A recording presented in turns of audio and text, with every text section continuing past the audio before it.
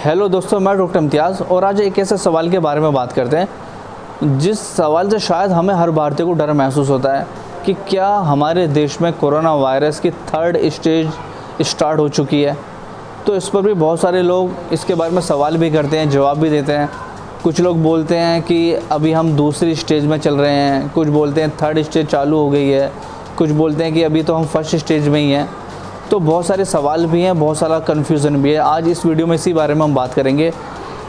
देखिए, आप लोग अच्छे से जानते हैं कि आजकल हमारे देश में कोरोना वायरस के मरीज़ बहुत तेज़ी से बढ़ रहे हैं। बात करें अगर WHO की, वर्ल्ड हेल्थ ऑर्गेनाइजेशन के अकॉर्डिंग, तो उन्होंने हमारे देश में कोरोना वायरस की स्टेज को बोला है क्लस्टर ऑफ केसेस। तो इसका मतलब क्या है, इसको समझना पड़ेगा हमें। और इसको समझने के लिए हमें ये देखना है कि हम भारतीय कोरोना वायरस से लड़ाई में कहाँ पर खड़े हैं। और पहला सवाल बनता है कि क्या हम 3rd स्टेज में आ चुके हैं। तो इसके लिए हमें पहले समझना है कि स्टेज का मतलब क्या है, कि पहली स्टेज, दूसरी स्टेज, 3rd, 4th स्टेज, इनका मतलब क्या है। तो अगर बात करते हैं पहली स्टेज के बारे में, 1st स्टेज, तो इसका मतलब होता है कि इसमें ऐसे केसेस पॉजिटिव पाए जाते हैं कि जिनका कनेक्शन मिलता है दूसरे देशों से जहाँ पर कोरोना वायरस के मरीज़ पहले से मौजूद हैं। और बात करें अगर दूसरी स्टेज की, 2nd स्टेज, तो इसको बोलेंगे हम लोकल ट्रांसमिशन। इसका मसला ये होता है कि इसमें ऐसे केसेस पॉजिटिव पाए जाते हैं कि जिनका कनेक्शन ऐसे इन्फेक्टेड क्लोज पर्सन से होता है, जो आपके फैमिली मेम्बर हो सकता है या आपके फ्रेंड सर्किल में हो सकता है। बात करें अगर हम 3rd स्टेज की, तो इसको बोलेंगे हम कम्युनिटी स्प्रेड। इसमें ऐसे पॉजिटिव केसेस पाए जाते हैं जिनका ये पता नहीं चलता कि ये कहाँ पर और किस तरह से पॉजिटिव हुए हैं, कहाँ पर किस तरह से इन्फेक्टेड हुए हैं।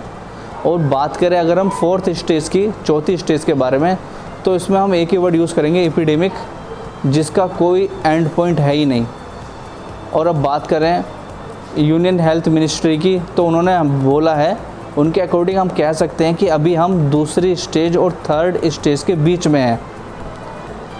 अब सवाल ये भी बनता है कि क्या हम 3rd स्टेज को रोक सकते हैं या इसको स्लो कर सकते हैं।